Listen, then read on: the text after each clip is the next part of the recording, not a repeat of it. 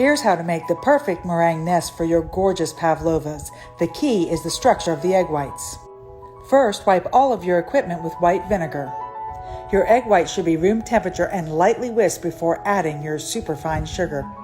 To ensure a stable meringue, add some cornstarch and a little cream of tartar. This sugar mixture should be added slowly to your egg whites.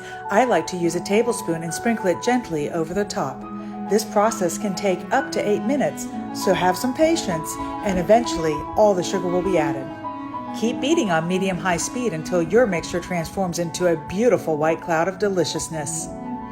Rub some of the meringue between 2 fingers to test for grittiness. Still feel grains? Keep beating. Just a few more minutes and your meringue will achieve that beautiful, shiny, smooth texture and gorgeous stiff peaks. It's time to pipe out your 3-inch meringue nests that are baked low and slow in the oven. And just like that, perfect meringue every time. Happy baking, everyone!